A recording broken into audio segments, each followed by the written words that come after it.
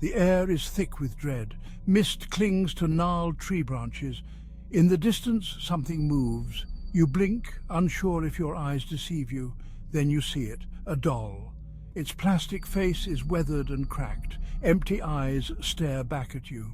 Welcome to Isla de las Muñecas, the island of the dolls.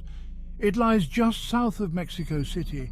Thousands of dolls hang from trees here. They swing in the breeze. Their lifeless gazes follow your every move. Some are whole, others are broken, all are unsettling. It's a place where nightmares come to life. The story begins with Don Julian Santana Barrera, a hermit, a loner. He came to the island in the 1950s. He wanted to escape the world, to live in solitude, but he wasn't alone for long. One day he made a chilling discovery: the body of a young girl floating in the canal. Grief-stricken, Julian tried to save her, but it was too late. Her death haunted him. He found her doll nearby. He hung it from a tree as a sign of respect, to appease her spirit. But one doll wasn't enough. Julian became obsessed. He began collecting more dolls. For decades, Julian scoured the canals. He hung them everywhere. The island transformed. It became a grotesque gallery.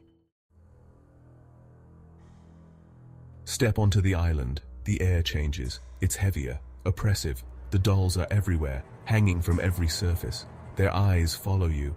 Some are missing limbs. Others have no heads. Many are weather-beaten, sun-bleached, rotting. Yet they endure. The paths twist and turn. Each corner reveals new horrors. A doll with no eyes, another with a twisted smile. Some visitors swear they've seen dolls move, just at the edge of vision. A head turn, an arm twitch. But when you look again, all is still.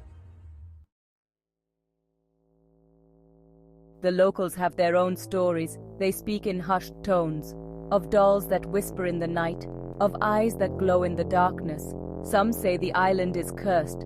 Others claim it's blessed, a sacred place, where the veil between worlds is thin.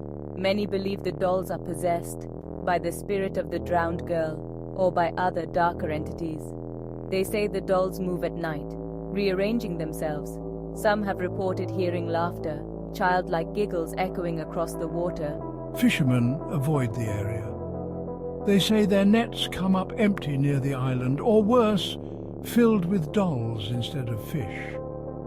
Some claim to have seen a small girl walking among the trees, but she vanishes when approached, leaving only a doll behind. Even skeptics feel uneasy here. Visitors report strange experiences, cold spots on hot days, the feeling of being watched, touched by unseen hands. Some claim to have captured orbs in photos. Others report EVPs in audio recordings, whispers, giggles, cries for help. Psychics and mediums are drawn to the island. They speak of intense energy, of spirits trapped between worlds. Some say they've communicated with the dead girl, or with Julian himself. They describe a place teeming with supernatural activity. One group of investigators spent the night. They reported dolls changing position, objects moving on their own, strange lights in the forest, and an overwhelming sense of dread. Several members refused to return, claiming they were followed home by unseen entities. Even those who don't believe in the supernatural feel it. The island of the dolls remains a mystery. Science can't explain it. Logic fails here. It's a place where belief shapes reality, where the power of suggestion becomes tangible, real, threatening. It challenges our understanding of the world. Theories abound.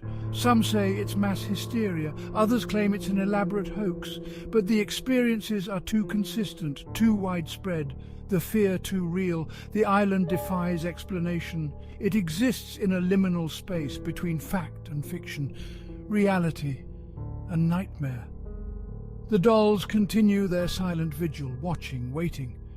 For what? No one knows. Perhaps for the next victim.